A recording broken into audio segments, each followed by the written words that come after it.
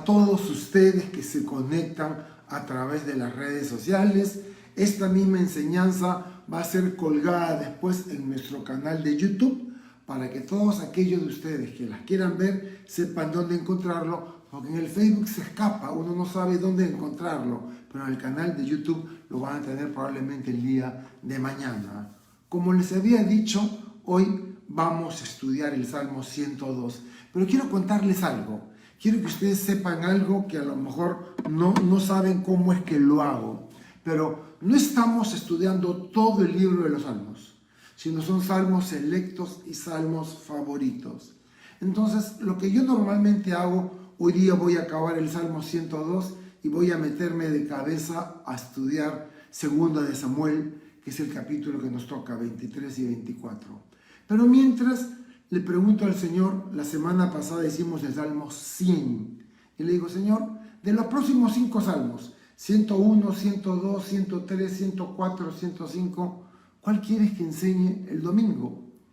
Y durante la semana ocurren acontecimientos, y les digo que esta semana para mí ha sido una semana muy ajetreada respecto a teologías bíblicas, posiciones doctrinales, textos de la Biblia, corrientes de interpretación. Y como había enseñado el Salmo 100, ¿cuál de los siguientes 5 salmos voy a escoger?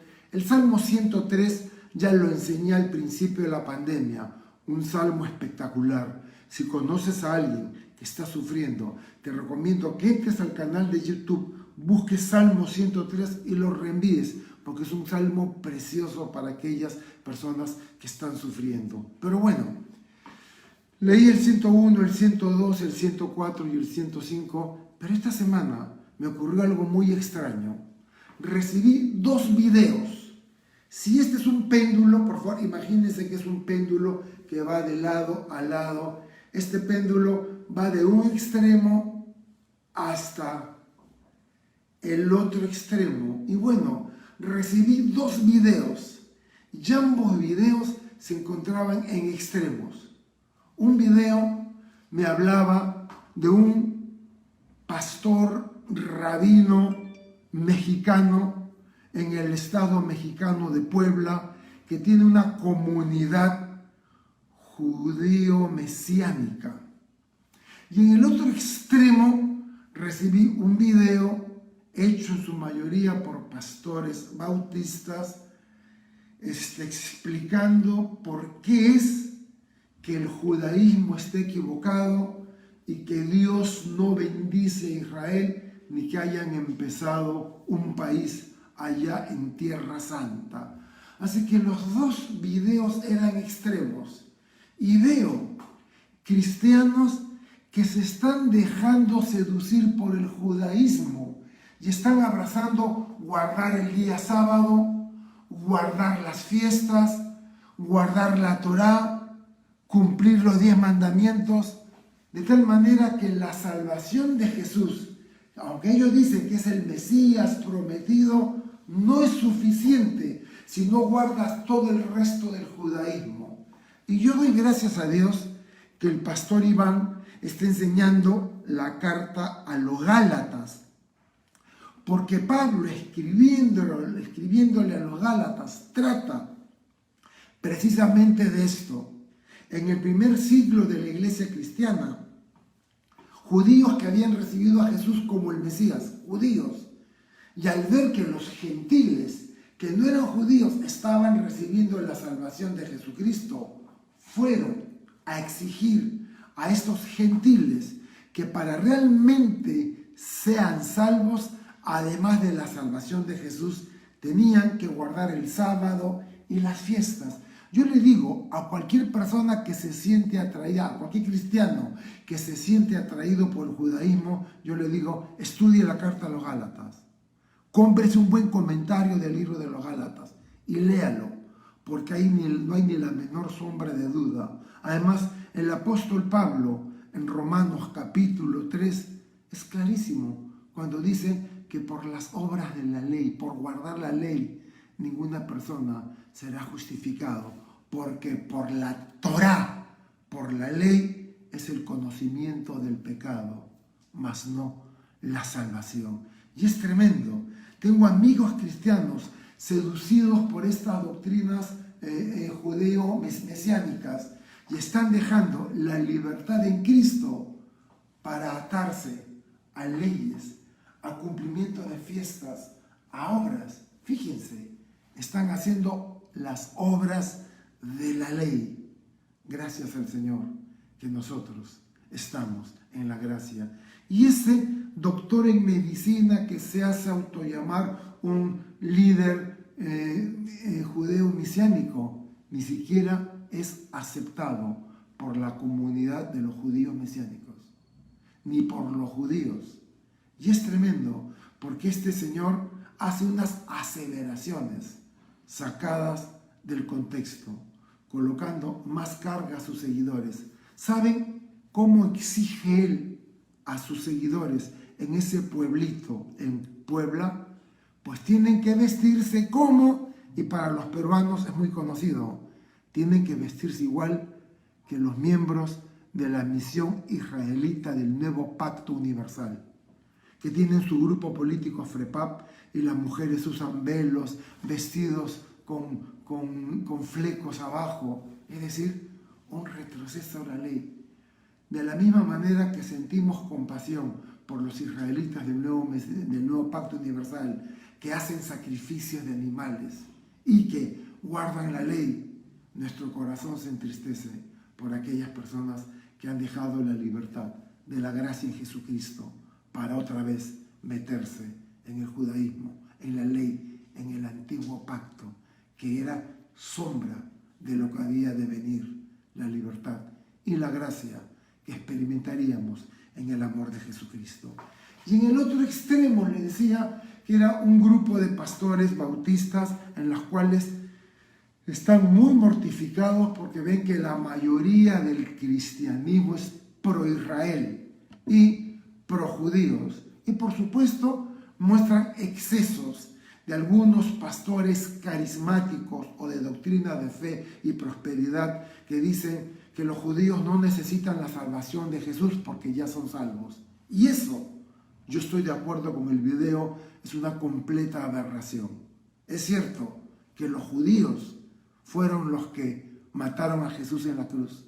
Y en el Evangelio de Mateo, que le escribe ese Evangelio de la concepción judía, dice claramente, su sangre sea sobre nosotros y sobre nuestros hijos. Pero de allí a decir que los hijos son culpables del pecado de los padres es desconocer por completo las Escrituras. Y yo simplemente le diría a estas personas que lean Ezequiel capítulo 18, donde Dios es contundente: los hijos no son culpables ni responsables por el pecado de sus padres.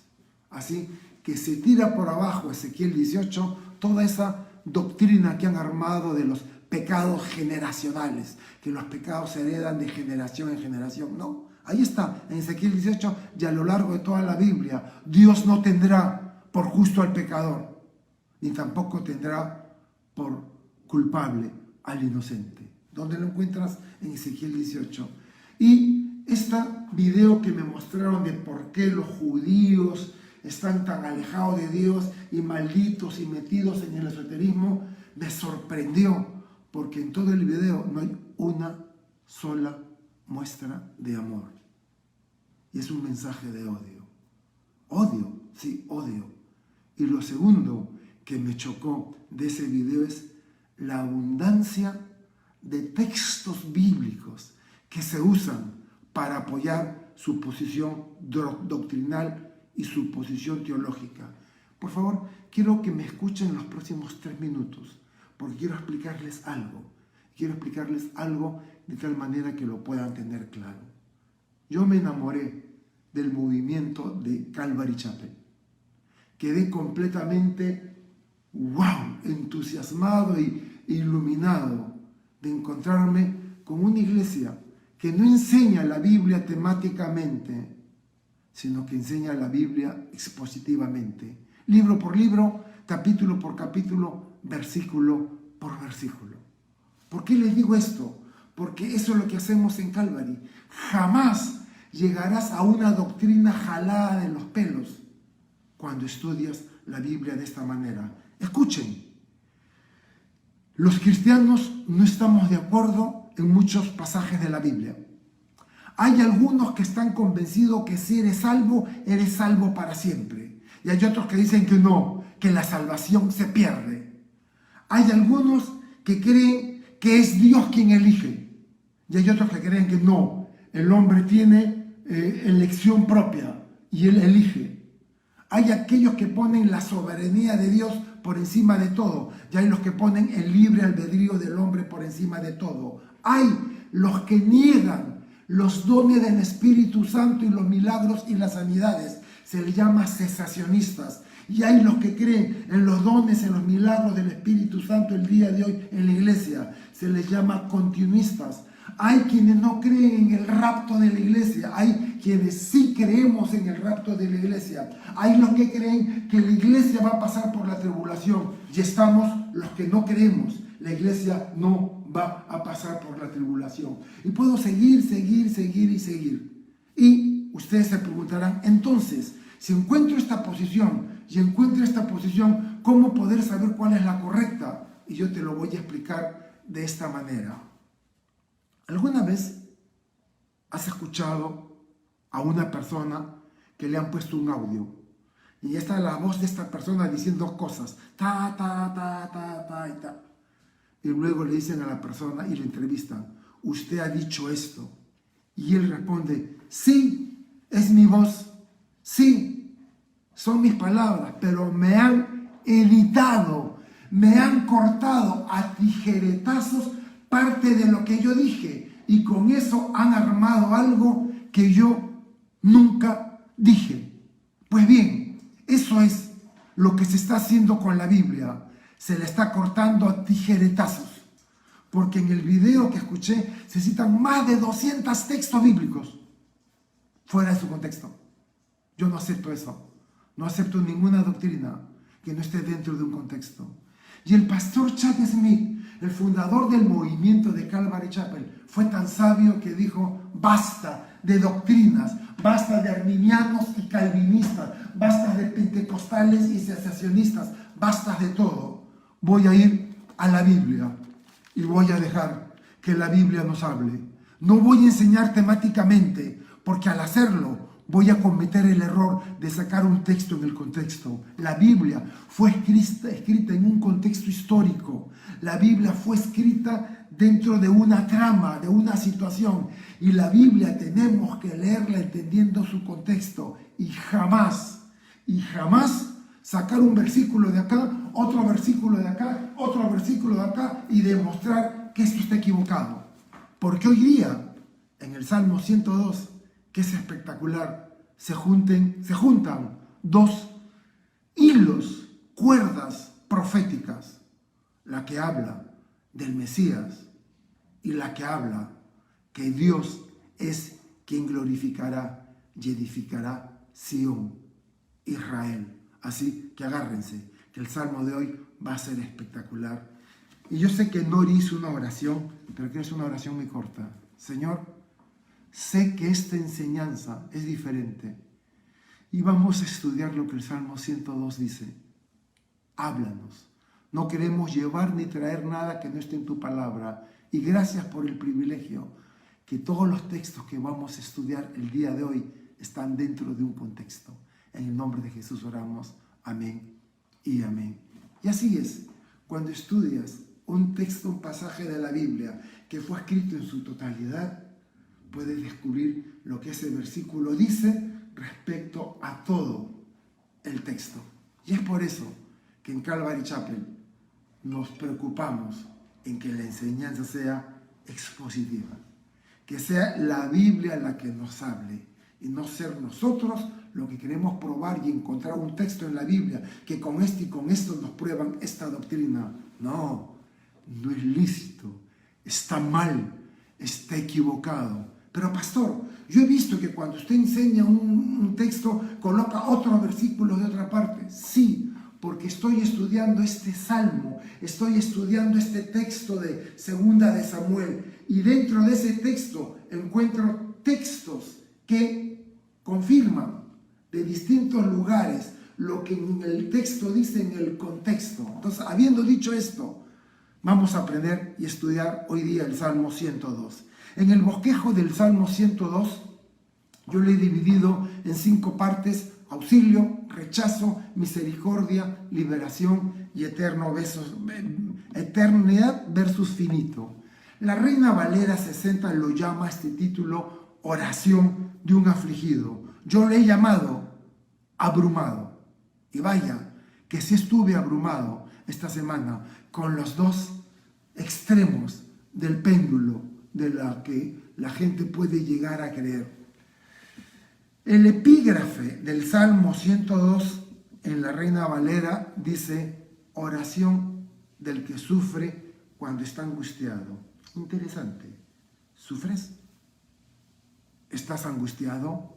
Pues este salmo es para ti.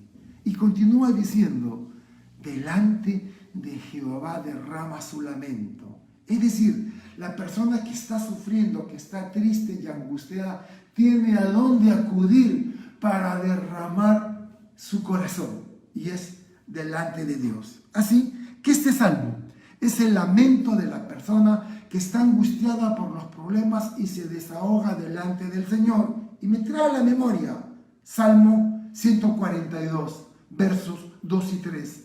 En su presencia expongo mi queja, en su presencia expreso mi angustia. Cuando estoy por rendirme, tú, Señor, sabes por dónde debo ir. Así que los estudiosos no se ponen de acuerdo si este salmo pertenece al tiempo cuando David era perseguido o pertenece al tiempo cuando había sido el pueblo de Judá llevado cautivos a Babilonia y estaban esclavos en Babilonia por 70 años. Es decir, ¿David sufría o el pueblo sufría en el cautiverio de Babilonia? Interesante. Cualquiera de estas dos posiciones podría ser. Ahora, habla de un tema interesante. Mientras el universo y la humanidad envejecen, el Señor permanece para siempre.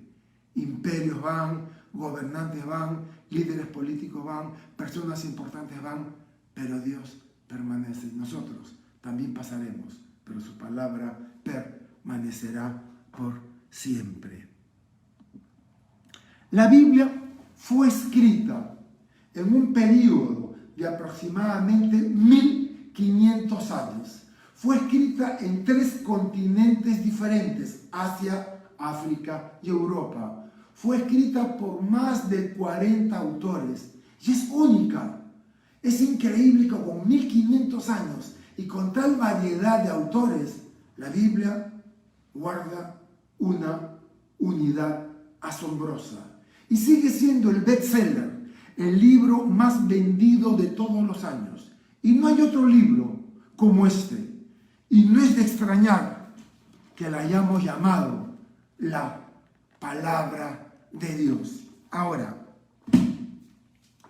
ustedes han visto cuando una persona ha visto un crimen y alcanzó a ver cuando huía el criminal, se le pide que haga un identikit, que trate de ayudar a hacer un diseño hablado, una identificación facial. Y la persona describe: la frente era grande, ok, frente grande, las cejas pobladas, parecía una ceja, los ojos eran achinados, la nariz era plana, tenía una boca muy chiquita y orejas grandes. Y con esa descripción, la persona que está haciendo el identikit, la identificación del criminal, sale con un boceto final. ¿Es esta la persona?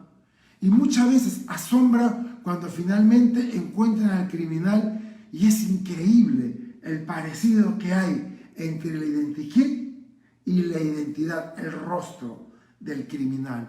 Bueno, la Biblia nos da información detallada que nos permite hacer el identikit e identificar al Mesías, al Cristo. Y se nos dan detalles respecto a Él. Y es increíble ver cómo Jesús llena y cumple todos estos requisitos. Y voy a leerlo rápidamente. Isaías 9:6 nos dice que siendo Dios vendría a la tierra. Juan 3:16 nos dice el propósito de su venida para darnos vida eterna si creemos. Isaías 7:14 nos dice que nacería de una virgen. Miqueas 5:2 que nacería en el pueblo de Belén Efrata, en Judea. Zacarías 9:9 y Daniel 9:24-27 nos dice que entraría a Jerusalén en un burro al cumplirse el número de años de la orden de restaurar Jerusalén. Cuando ese número se cumple, el Mesías aparecería en un pollino siendo adorado como el Mesías. El Salmo 41:9 y Zacarías 11:12 nos dice que sería traicionado por un amigo íntimo y por 30 piezas de plata. Isaías 53 y el Salmo 22 nos dice que sería rechazado, que sería golpeado, que sería crucificado con transgresiones, que sus manos y sus pies serían horadados, que sería enterrado en la tumba de un hombre rico a pesar de haber sido crucificado entre malhechores. Es increíble. Isaías 9:7 nos dice que gobernará un día sobre todas las naciones del mundo. Mateo 24:30 que regresará a la tierra con poder y gran gloria. Daniel 2:24 que regresará después que las naciones europeas se hayan confederado en una comunidad de interés económico. Y además también se da una descripción, un identikit de la nación de Israel. La Biblia nos lo enseña. El Mesías está identificado con Israel y al ser un descendiente de Abraham y David, cumple con las profecías bíblicas. El Mesías, nuestro Mesías, Jesús de Nazaret, que nació en Belén, es judío. Tu Mesías es judío, ámalo, porque desciende de Judá, desciende de Jacob, desciende de David, desciende de Abraham. Y eso la Biblia lo había profetizado. Israel rechazaría al Mesías. Y como resultado, el Evangelio sería enseñado a los gentiles y ellos serían echados de la tierra prometida y dispersados por todo el mundo. Deuteronomio 28, Ezequiel 22, Daniel 9. Y al final de los tiempos, Dios recogería a todo el remanente de Israel, de las 10 tribus, no la iglesia de Israel, lo va a recoger a todos ellos de los rincones del mundo al que hayan sido dispersados y los traerá de vuelta a su tierra, literalmente como levantándolos de los muertos para establecerlos otra vez como nación. Ezequiel 37, el valle de los huesos secos, habla del resurgimiento de la nación de Israel en su tierra por Dios. Israel cumplió el año 2018 70 años de existencia. Y sí, nosotros creemos que los judíos necesitan del Salvador Jesús. Y si ellos no se convierten, se van a ir al infierno como cualquier gentil. Pero también recordamos que ellos son el olivo y Pablo dice, recuerden que ustedes han sido injertados en el olivo. Y los montes de Israel, nos dice la profecía bíblica, serían cubiertos de árboles. Israel se desarrollaría y florecería con abundante fruto. Ezequiel 36, Isaías 27. Y este salmo junta estos dos hilos de la profecía bíblica. El hilo sobre el Mesías lo junta con el hilo de la nación de Israel. En el Salmo 102 van juntos. Y la venida del Mesías en gloria se relaciona con la construcción de la nación de Israel en los últimos días. Y está claramente dicho en el versículo 16 de este salmo: porque tú, Señor, reconstruirás a Sión. Porque tú, Señor Dios, reconstruirás, edificarás, levantarás al pueblo de Israel, de Judá, ya no como dos, sino como una sola nación, en Sión, Jerusalén, y en su esplendor serás reconocido. Así que prepárense, que este salmo está buenazo. No existe ninguna nación ni civilización que haya sobrevivido en el exilio por más de 3 generaciones sin no haber sido asimilada a la costumbre del pueblo anfitrión. Por ejemplo, mexicanos, hijos de mexicanos en los Estados Unidos. La primera generación es mexicana. La segunda generación recuerda sus lazos con México, pero la tercera generación ya no habla español, ya no habla castellano y se sienten gringos, desligándose incluso de su lengua y de sus costumbres. ¿Pero por qué? El pueblo dispersado, que era el castigo de Dios por no haber recibido al Mesías. ¿Por qué es que ellos no han llegado a mimetizarse, ser absorbido por todos los países a los que fueron? Porque Dios no quería que así fuera, sino que los quería con una identidad religiosa y nacional y con un propósito que se va a cumplir al fin de los tiempos. Y el resurgimiento de la nación de Israel está estrechamente ligada a la profecía bíblica de los últimos días. La Biblia dice que Dios va a levantar las ciudades de Israel de las ruinas y que nunca más serán echados de la tierra que Dios les había dado una vez que ellos entren a la ciudad y las ruinas la conviertan en ciudades y los desiertos y los pantanos en valles fértiles. Pues leamos, ¿qué dicen los últimos 2 versículos de Amós capítulo 9, versículos 14 y 15? Y traeré del cautiverio a mi pueblo Israel, a mi pueblo Israel, los traeré del cautiverio. Dice, traeré del cautiverio a estos malditos judíos. No dice eso. Dice, traeré del cautiverio a mi pueblo Israel.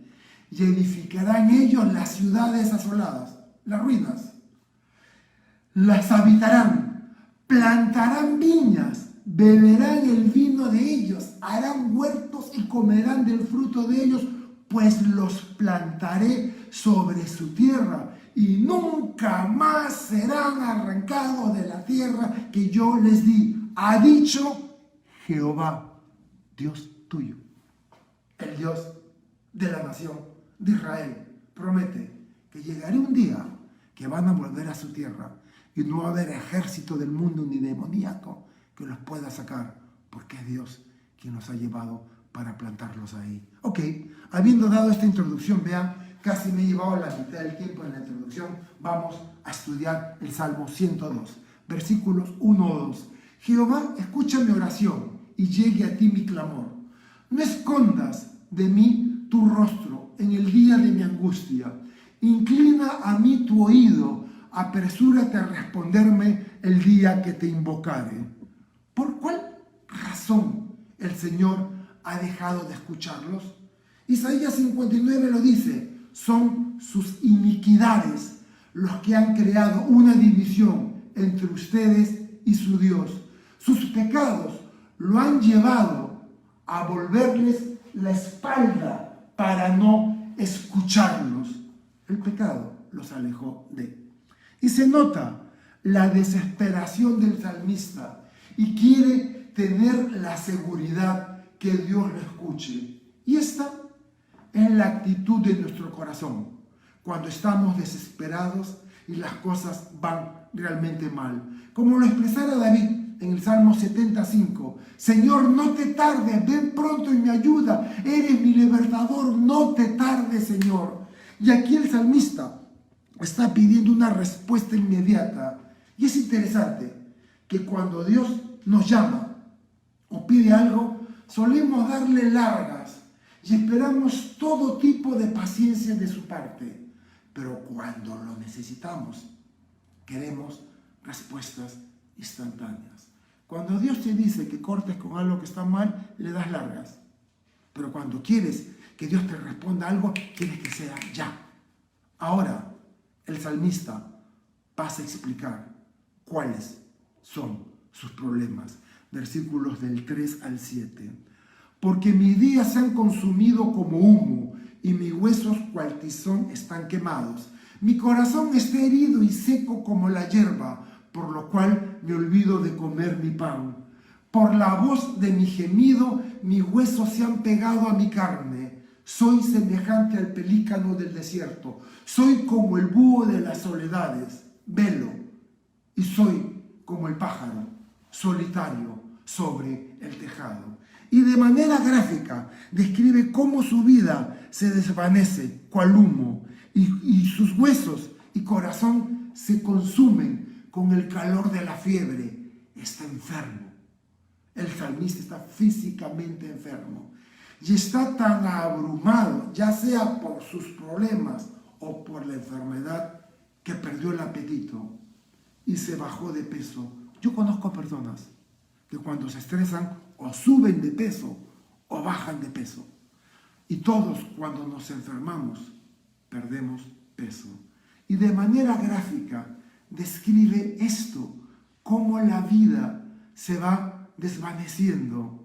Y ahora, cuando dice mis huesos se han pegado a mi carne, está tan abrumado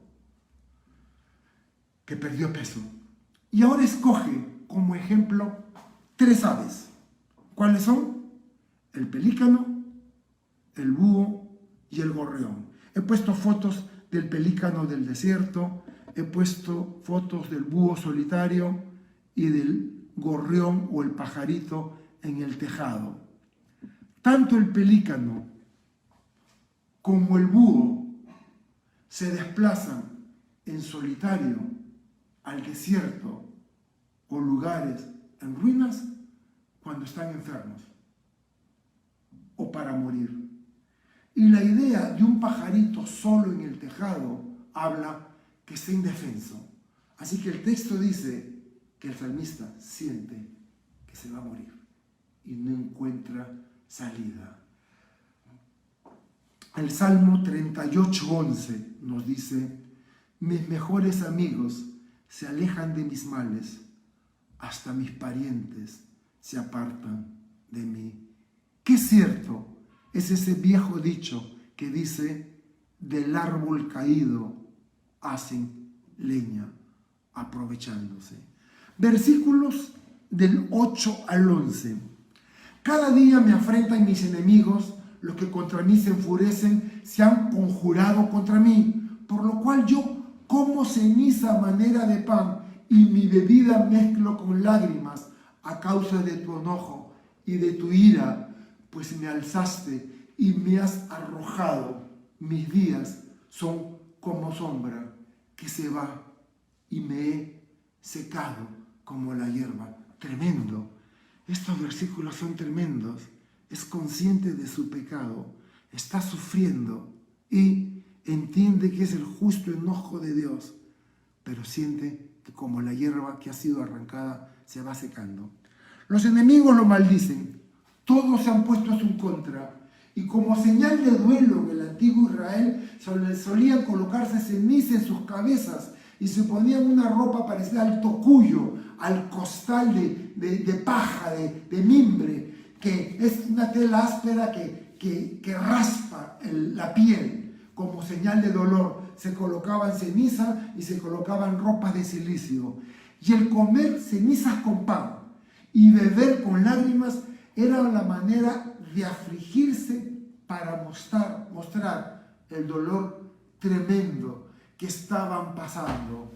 El salmista entiende claramente que Dios está enojado con él. Por eso se considera desechado, arrojado. Y a medida que el día transcurre, las sombras se alargan, entendiendo que sus días son como la sombra que se le va escapando, su vida se le va escapando, como cuando uno quiere llevar agua en sus manos, el agua se escurre entre los dedos. De igual manera, se le escapa la vida. Y al igual que la hierba seca, el salmista se siente en este estado de decadencia, gimiendo, muriendo, inerte en el suelo. En Job 14:2, un hombre sufrido dijo: somos como las flores, al cortarlas se marchitan. Somos como sombras efímeras y pasajeras. Versículo del 12 al 14. Mas tú, Jehová, permanecerás para siempre, y tu memoria de generación en generación. Te levantarás y tendrás misericordia de Sión. Dios tendrá misericordia de Sión. ¿Y quiénes son Sión en la Biblia? Porque es tiempo de tener misericordia de ella, ¿sí? Hubo el tiempo del castigo, hubo el tiempo del enojo, pero ahora Dios es movido a misericordia por Sión, porque el plazo ha llegado, porque tus siervos aman sus piedras y el polvo de ella tienen compasión. Y en medio de las pruebas clama al Señor. El salmista es consciente de su fragilidad, ve y se da cuenta de que la seguridad y la fortaleza de Dios permanece para siempre. Mientras él es frágil y afligido, la fortaleza de Dios permanece para siempre. Salmo 44:26.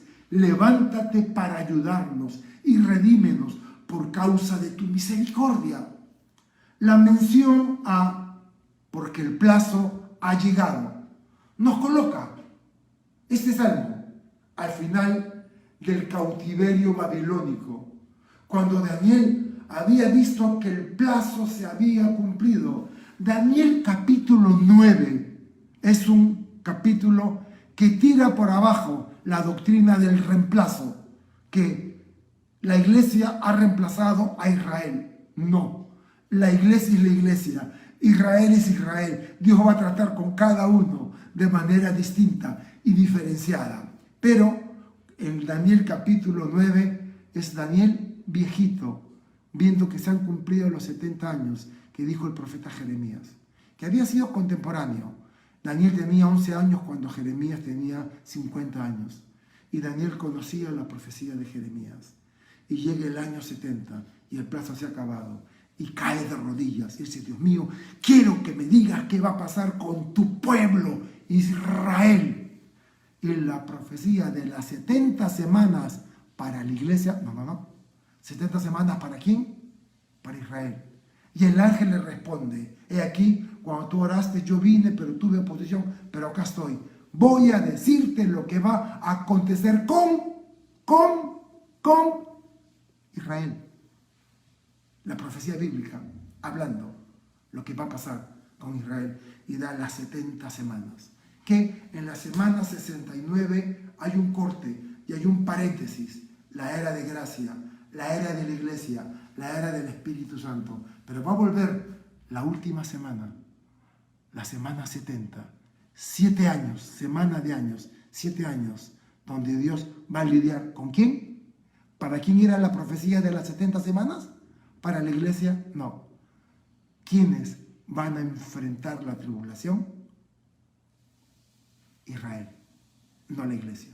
Pero aquellos que dicen que la iglesia reemplaza a Israel, ellos pasarán por la tribulación, pero han hecho un mal trabajo al sacar textos fuera de contexto. Muy bien. Sin embargo, este Salmo 102 va más allá de esa época y va al futuro, al final de la era, cuando el Señor Jesús regrese en gloria a reinar en la tierra. Con Nori tuvimos el privilegio de viajar en el año 2018 a Israel y fue emocionante el viaje. Hay un gran sentimiento de emoción respecto a la tierra, al estar allí. Fíjense que este salmo dice: tus siervos aman sus piedras y del polvo de ella tienen compasión. Un texto que no lo había entendido hasta que escuché a un judío decir que por fin había podido comprar un terreno y ahora iba a construir su casa porque aman las piedras y la tierra de Jerusalén. Y no lo había entendido hasta que leí este versículo. Qué interesante el amor que hay por la ciudad de Jerusalén. Versículos del 15 al 17. Entonces las naciones temerán el nombre de Jehová, y todos de la tierra, todos los reyes de la tierra, tu gloria, por cuanto Jehová habrá edificado a Sión. ¿Quién va a edificar la ciudad de Jerusalén hacia el fin de los tiempos? Dios. Dios va a edificar Sión, y en su gloria será visto. Habrá considerado la oración de los desvalidos y no habrá desechado el ruego de ellos. Así que miramos a Israel hoy y vemos la transformación que ha tenido lugar en esa tierra en los últimos 70 años. En Amós 9, ya lo leímos, Dios prometió que los regresaría a su tierra y nunca más serían arrancados de la tierra que Dios le dio. Si el general judío Nasser hubiera leído este versículo de Amós, hubiera evitado derramamientos de sangre inútil. Cuando todos los países del mundo musulmán quieren sacarlo a Israel de la tierra prometida, tengo malas noticias. Amós 9, los últimos 2 versículos, dice que es Dios quien los llevó allí. Y es Dios quien los protegerá y nadie los sacará de allí, ni el mismísimo diablo. En Ezequiel 36, Dios prometió que la geografía árida de Israel volvería a ser cubierta de árboles. ¿Ustedes saben cuántos millones de árboles se cultivaron en Israel cuando lo hicieron nación? Millones de árboles. Forestaron toda la tierra de Israel excepto un monte, que lo vimos cuando estudiamos 1 Samuel, un monte que por un texto bíblico decidieron dejarlo heráceo. Pero es interesante cómo la tierra reverdeció. Y todo tipo de cosechas.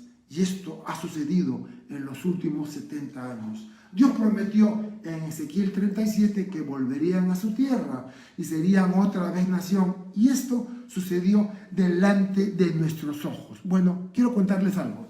Esto me lo contaba mi padre. Mi padre ya está fallecido. Si él estuviera vivo, estaría por cumplir ya tendría 100 años. Pero mi padre nos contaba algo. Y él decía que cuando él estaba en la escuela militar, y él recuerda un año, 1941, hubo una acelerada de los cadetes que estudiaban en las Fuerzas Armadas por el conflicto bélico que hubo en ese año con nuestra hermana República de Ecuador. Y él estaba ahí en la escuela militar, y un profesor de la escuela se burlaba de la Biblia y decía: es ridículo. La Biblia dice, 1941, que los judíos van a volver a su tierra y ser otra vez un país, del año 70. Podemos decir que han pasado 2000 años y no hay ni humo, ni rastras que alguna vez algún judío se atreva otra vez a vivir allá en Israel y a ser una nación.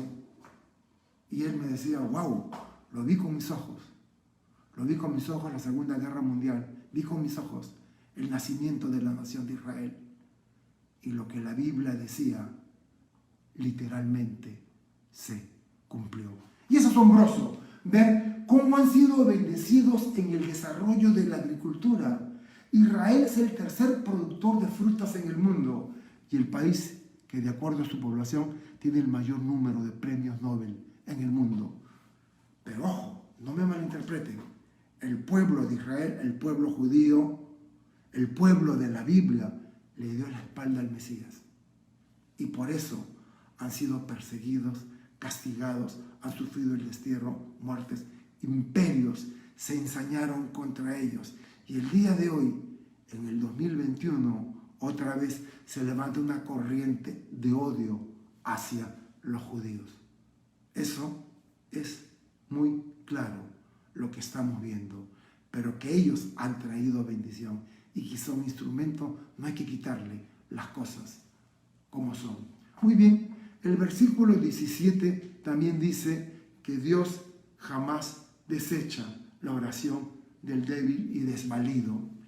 En el Salmo 22, 24 leemos: el Señor no rechaza al afligido, no desprecia a los que sufren, ni esconde de ellos su rostro. Cuando Él claman, le responden.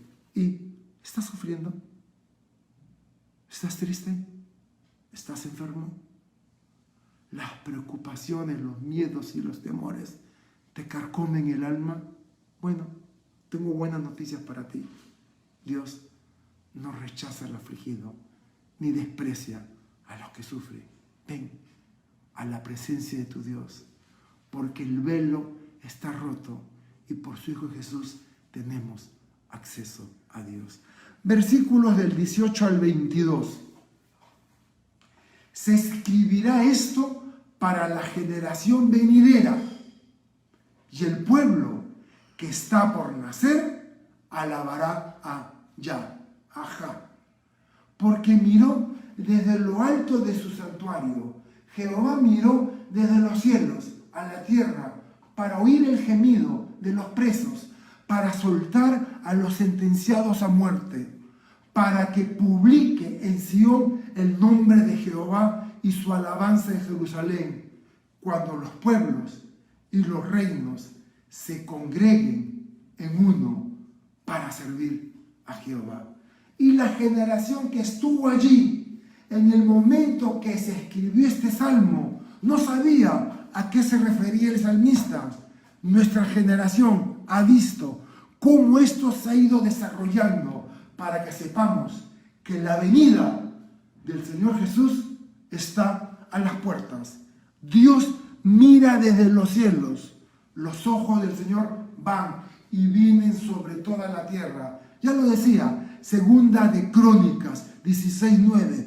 Resalta ese texto en tu Biblia. Segunda de Crónicas 16:9.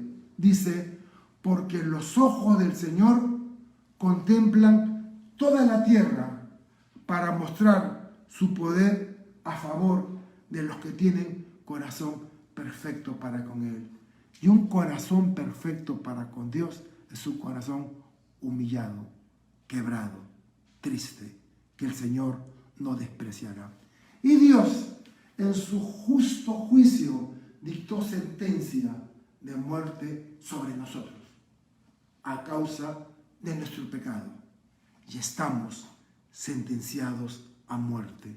Segunda de Timoteo 2:26. Y escapen del lazo del diablo, en el cual se hallan cautivos y sujetos a su voluntad. El nombre, dice, y publiquemos su nombre, por supuesto es Yeshua, Jesús nuestro Salvador. Como estamos en América Latina, lo llamamos Jesús. Y Él no se va a ofender si no lo llama Yeshua, Maja, no sé cuántos que dicen, no se va a ofender. Los pueblos del mundo vendrán a adorar a Jesús en la era del reino, después que el Señor regrese con gloria, porque Él va a regresar.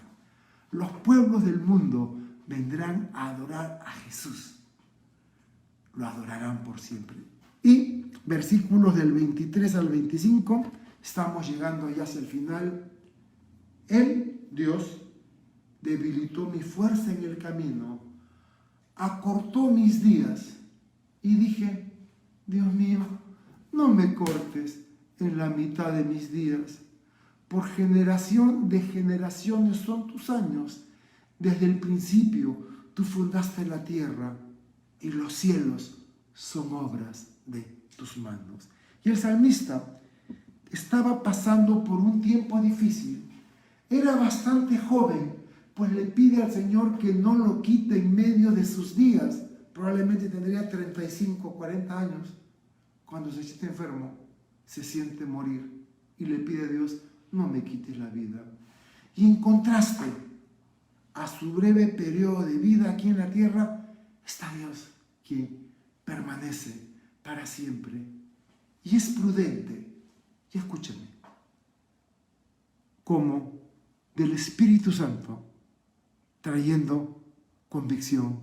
Es prudente que inviertas el tiempo que te queda en el bien eterno.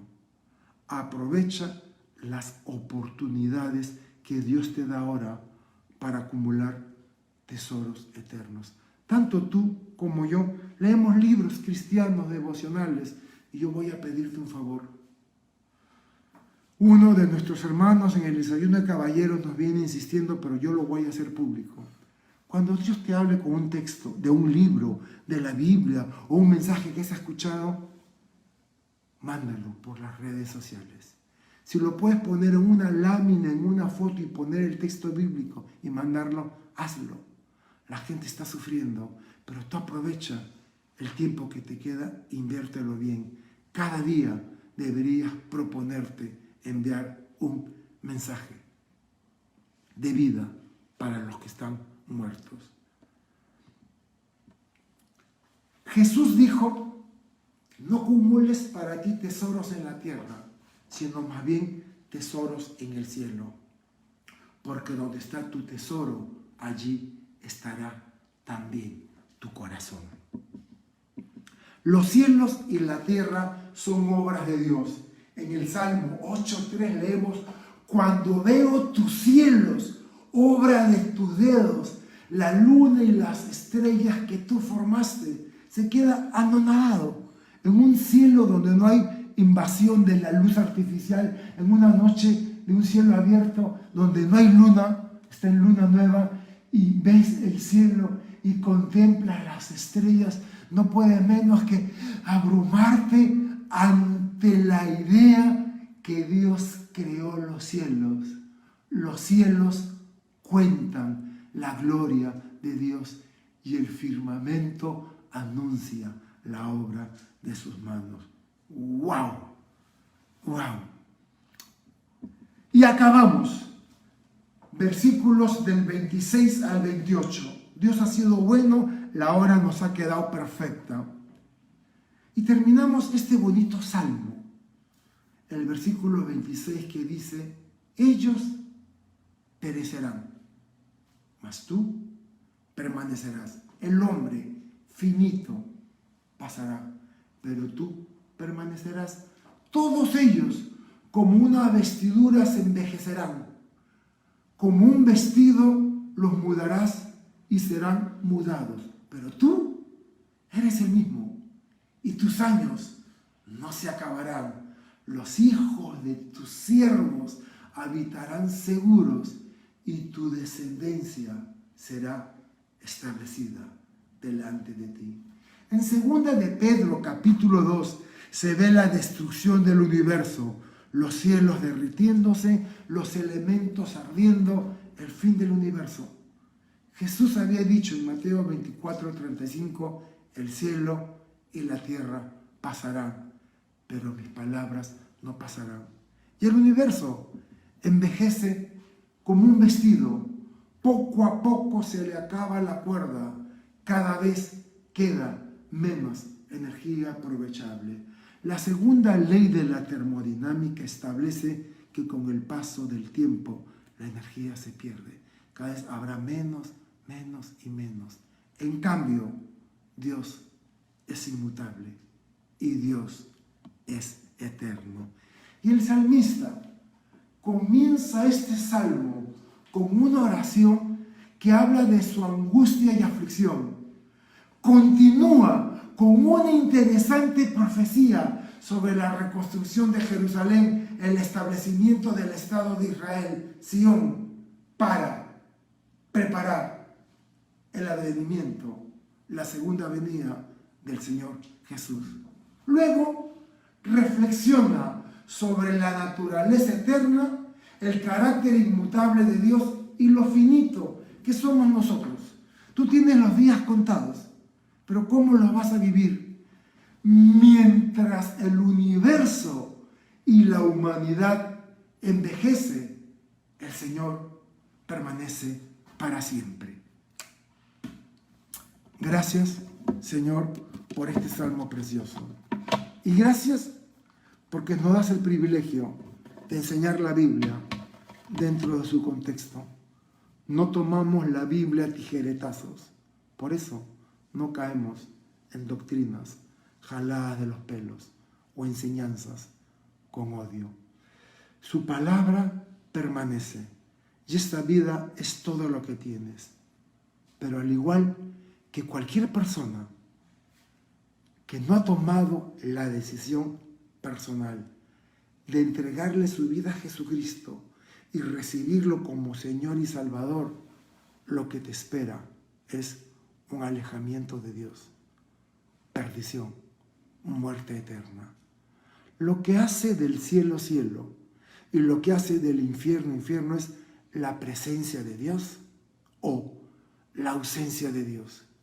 Y yo una sola cosa sé, estoy entusiasmado porque la Biblia, desde el Antiguo Testamento hasta el Nuevo Testamento, me habla de mi Dios, creador, inmutable, del Dios que me ama, del Dios que no me dijo que guardar la ley, que haga obras, que guarde las fiestas, que guarde el Sabbat. No. Dios no me dice que viva por las obras de la ley ni por el esfuerzo humano. Dios me enseña simplemente que es por gracia, que es un regalo. Que Él, cuando vio que la humanidad se había perdido, decidió salvarla y de un plan. ¿Y cuál fue ese plan? Enviar a su Hijo, Jesús, que siendo Dios, tomó forma humana. Y como hombre, cumplió la ley. Es el único que la puede cumplir.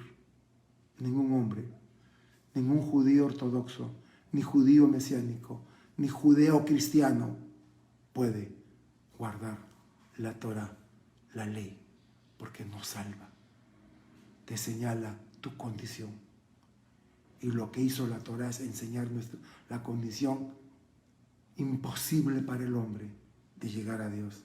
Pero vino uno que tomó forma de hombre y vivió la ley de manera perfecta, hasta el punto de enfrentar a sus enemigos y decirle: ¿cuál de ustedes me acusa de pecado? ¿Y cómo era que tenía enemigos? Sí, los que amamos a Dios vamos a tener enemigos. Hay gente que odia a Dios. El mundo, ya no solamente secular, el mundo pagano odia a los cristianos y va a hacer todo lo posible por destruirnos. Pero Dios, a ese mundo que lo quiso destruir, que mató a Jesucristo, y el mundo que el día de hoy en el siglo XXI le sigue dando la espalda a Dios, Jesús vino por todos. Lo único que tienes que reconocer es, primero, que necesitas a Dios. Segundo, que eres pecador, que le has fallado a Dios, que no eres perfecto. Porque Dios demanda dos cosas para el hombre si quiere llegar a su presencia sin la intervención de Jesucristo. Primero, que seas santo. Y segundo, que seas perfecto. ¿Eres santo? ¿Eres perfecto? La hiciste. ¿No eres santo? ¿No eres perfecto? Tienes un problema. Dios es justo. Y en Ezequiel 18 dice que no va a tener por inocente el pecador. Y vas a tener que pagar por tu pecado. Y el precio es la muerte eterna, separación de Dios. Pero Dios ya nos ofreció la salvación en Jesús. Él fue a la cruz, tomó nuestro lugar y murió en ella. Lo único que tienes que hacer es hacer esta oración conmigo. Y te invito, si no la has hecho, ¿por qué no la haces? ¿Por qué no intentas a ver si es cierto todo esto de Dios? Y vas a ver, vas a experimentar la presencia de Dios en tu vida. Así que después de mí, haz esta breve oración. Oh amado Padre Celestial, vengo a ti en el nombre de Jesús. Reconozco que he pecado, que merezco la muerte eterna. Soy consciente de mis debilidades, de mis pecados, de mis vicios, de mis temores, de mi frustración, de mi preocupación. Ya no puedo más. Te necesito, Señor. Creo que tu Hijo Jesús tomó mi lugar y morí en la cruz. Y allí, Él que era inocente pagaba mi pecado. Y por sus llagas fuimos nosotros sanados, perdonados y limpiados.